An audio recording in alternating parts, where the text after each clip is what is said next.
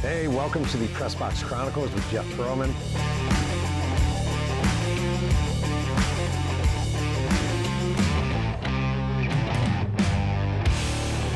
Hey, welcome to the Press Box Chronicles with Jeff Pearlman, the show where a cranky middle-aged sports writer, that is me, who's seen it all, takes you behind the scenes and into the stories. I'm your host, Jeff Pearlman.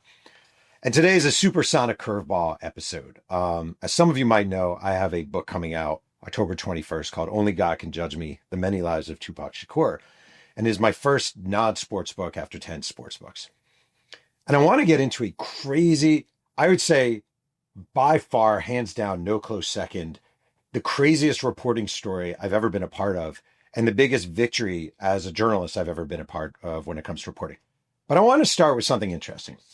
I have before me a DM I received on Instagram from a guy who goes by Baltimore James, and it's at jfitch88. And Baltimore James wrote this to me a couple months ago. And he wrote, this is after I made my Instagram feed private because I was catching a lot of shit because I'm a guy writing a Tupac book. Okay. Oh, you made your page private because you can take the heat, you fucking coward. Talking down on deceased black icon as if you knew him personally, that's a trait of a coward and a lowlife. Nothing positive comes from talking down on the dead, and your time is coming. You better hope when you die, you kids don't see people who've never met you throw dirt on your name. Fast forward, fast forward. Good thing I screenshot the pictures of your family, LOL. Now let's see how tough you really are when your family is in danger. Thanks for putting your business on social media, you dumbass. I want to say a couple of things. Number one, it's super fucked up to send someone a death letter. Number two, it's super fucked up to send someone a death letter, criticize him for having a private Instagram feed when you're writing from a private Instagram feed, jfitch88. And number three, I just want to say to all you people watching, if I end up getting killed writing this Tupac book, it's because it's probably jfitch88 is your lead suspect. So that's number one. Number two, I wrote a Tupac book because there's never been a great, definitive, all-encompassing Tupac book. That is a fact. Am I a sports writer? Yes. Am I a white sports writer? Yes. Am I a white sports writer from upstate New York? Yes. But I'm also a reporter, and I love the dig, and I love the grind, and I love interviewing 652 people, which I did for this book.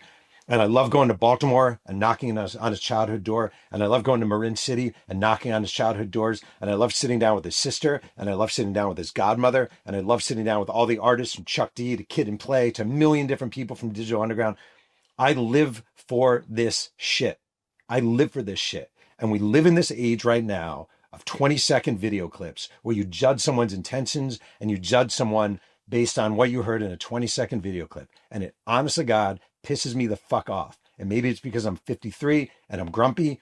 I don't know, but it pisses me off. And today's episode is devoted to the idea of reporting and digging and finding out stuff that people don't know in the name of profiling, understanding, appreciating, and loving a legend like Tupac Shakur.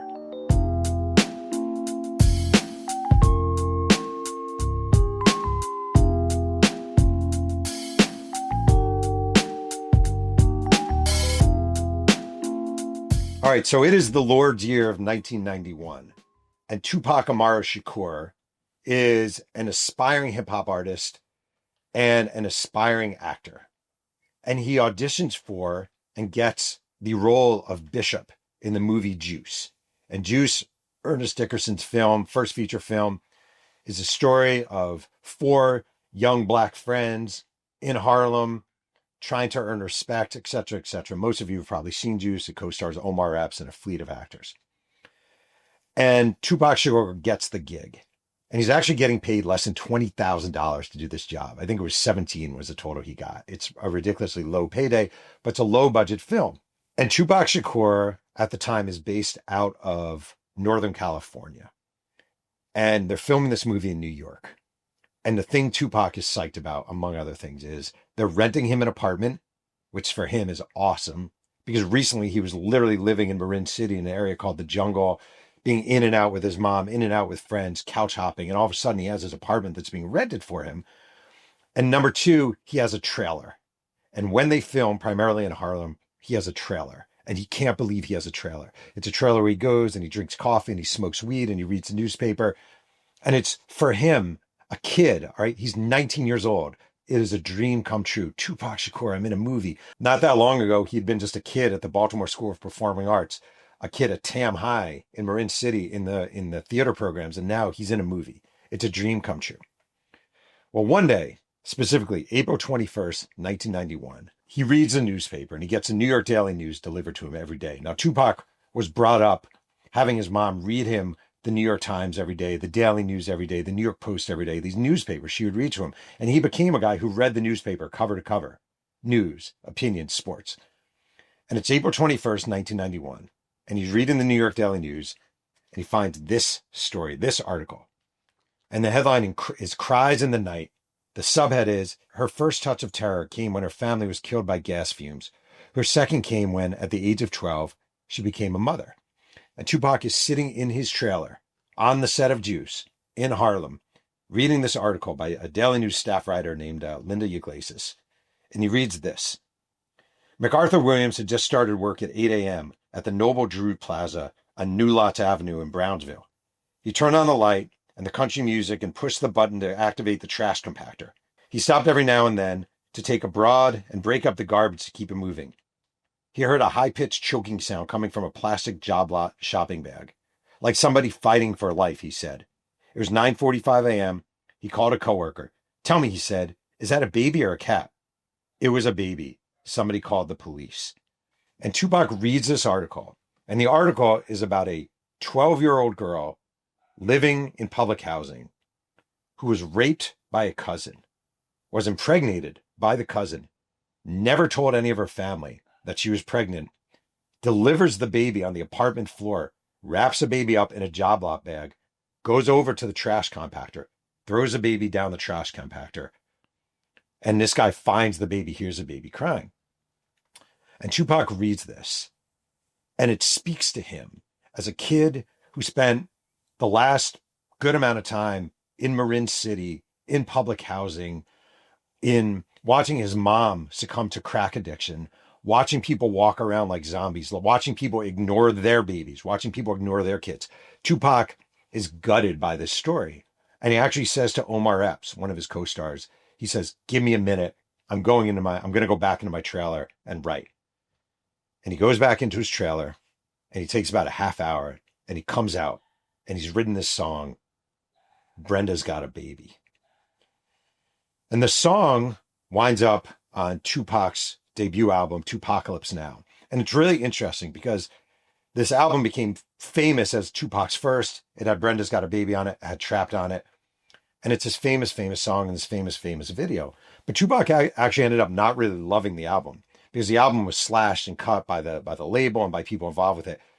But he loves Brenda's Got a Baby. And Brenda's Got a Baby becomes this iconic song for Tupac. And not that many people actually wind up knowing the story behind it. There's a true story behind it. He read in the newspaper. It was a baby. It was a mom. She was 12. She threw the baby down the trash heap. And the song comes out. And the song goes down and people know about it. And now here we fast forward and it's more than 30 years later. And I'm working on this book. And I'm fascinated by this song. And what I want to know is whatever happened to the baby who was thrown down the trash heap. And maybe whatever happened to the mom who threw the baby down the trash heap, because they vanished and they've never been spoken of really. No one's ever looked for them that I know of. And I'm fascinated by this. And amazingly, I know just the person to help me out.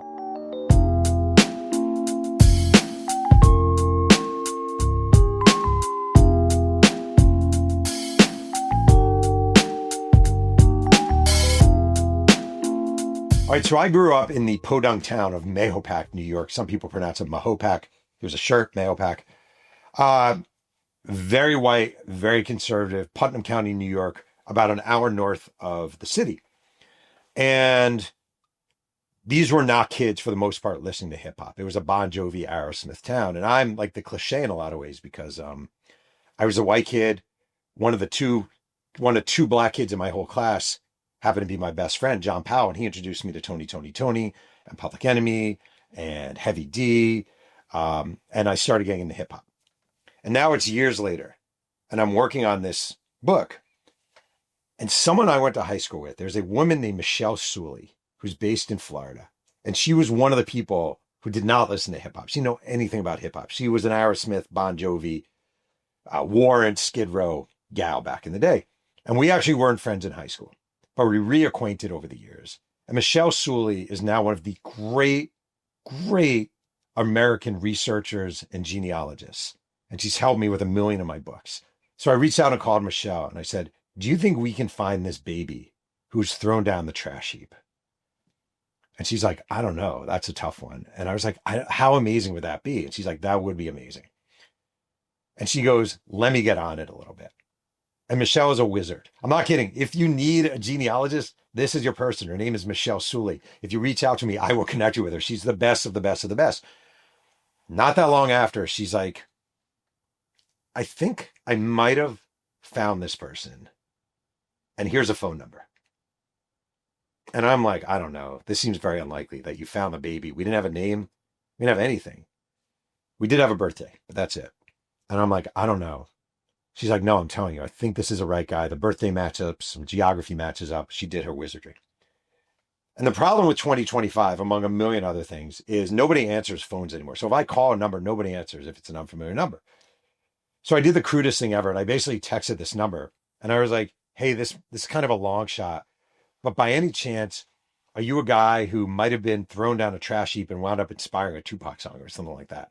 And the guy wrote back, who are you? And I'm like, yeah, my name's Jeff Perlman, blah, blah, I'm working on this book. He goes, all right, this is weird, but call me tomorrow, something like that. And I called him the next day. And he's this guy, and his name is Devon Hodge. And he lives in Las Vegas, Nevada. And he's like, you have the right guy. I am the baby who's thrown down the trash heap. That is actually me. And I was like, whoa. I'm not kidding. I was like, what? Like, what? And I was like, well, I want to come see you. And he lives in Vegas and I live in California. And he's like, all right, well, you can come up. And I drove out there maybe 3 or 4 days later. And we met at a Starbucks in Las Vegas. And we sat down. And he was a guy at the time, I think he was working at a dispensary, had been to community college. Super nice guy, showed up in a Yankee hat. And he basically, his story is an absolutely bonkers, crazy one. He was born to this mother. She never told anyone she was pregnant. She wasn't showing that much, I guess. She throws the baby down the trash heap. The baby is found by a maintenance man who I also wound up interviewing. The maintenance man takes a baby to the hospital. They find the mother, just, police work, not that hard. She goes to the hospital too. The baby is put up for adoption. And these parents, the Hodges, adopt the baby. And Devon knew he was adopted, but he didn't really know much of the backstory. And the family winds up moving from Brooklyn to Las Vegas, Nevada when he's a kid. And a couple of years ago, his mom and dad, his adoptive parents, died. And Devon is fascinated by his origins. He doesn't know that much. He knows he's from New York. He knows the bare bones, but he doesn't know that much. And he does an Ancestry.com search for $100. Swap the mouth, put the thing in, send it. And it comes back. And it's basically bing, bing, bing, bing, bing, bing, bing, bing, bing, bing, bing. All these people, not just from Brooklyn, but from Noble Drew, the housing community where his mom lived. And he starts reaching out to them. And one by one, they're like, holy shit, holy shit, holy shit. We've been looking for you. We didn't know where you have been. We have no idea. We lost total contact.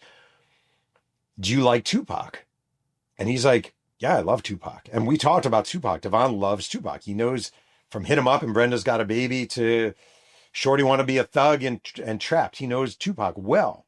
And they're like, basically one of them is like, we think you are the guy who inspired Brenda's Got a Baby. He's like, what?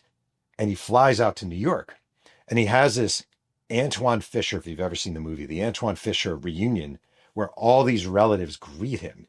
And they're like, holy shit, holy shit. They feed him and they hug him. This is your cousin. This is your grandma. This is your great niece. This is so-and-so. And it is one of the most emotional, beautiful things he's ever experienced, right? This reunion and finding, and there's a photo he showed me of him standing by the trash chute where he was thrown down. And it's this beautiful, beautiful reunion. There's a lot of pain and a lot of trauma. There's beauty also.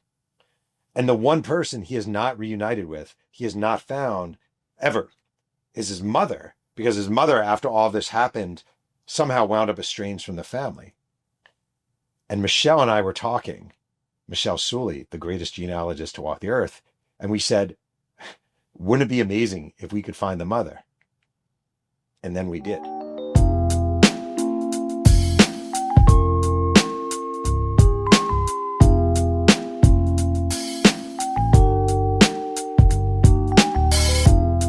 So I'll say it for the seventh time, Michelle Sully is the greatest genealogist ever. And if anyone deserves credit for this find, it's 99.9% her. And we're talking, and it's like, this is an amazing story, but how amazing would it be if we find the mother? And Michelle just goes about her wizardry. And one day she's like, I think I found the mother. And I'm like, come on. And she's like, no, I think I found the mother. And she actually called. And she didn't know how to handle it, right? She's not a journalist. She's a genealogist. She wasn't quite sure. And she just said, she called and said, hey, is this, called the number and said, is this Janine? And this woman is like, who is this? And she's like, I'm Michelle. I've been looking for you. And they kind of have this weird back and forth. And Michelle says, did you have a baby back in 1991? And this woman starts screaming. And she goes, do you know where my son is? Do you know where my son is? Do you know where my son is? And she's sobbing over the phone and screaming over the phone. You know where my baby is? I've been looking. Do you know where my baby is? And Michelle says, yeah, I'm working with an author, Jeff Perlman, working on a book. And we found your son. I know where your son is. She goes, oh my God, oh my God. She's screaming and she's crying. And she says, I live in Newark, New Jersey, but I'm at a concert. I'm at a Red Hot Chili Peppers concert, so I'm away from home right now. And Michelle says, where's the concert? And I always get chills. Even right now, I get chills. She goes, where's the concert? And this woman, Janine, says, it's in Las Vegas. And Michelle goes, your son lives in Las Vegas. And there's screaming. And there's crying, and there's everything. And that night, in the lobby of the Caesar's Palace, Devon met his mother for the first time. And back when he was born, and back when they were both in the hospital for a tiny sliver of time, way back in 1991, she was able to hold the baby. And she actually named her baby Devon, and the adoptive parents kept the name.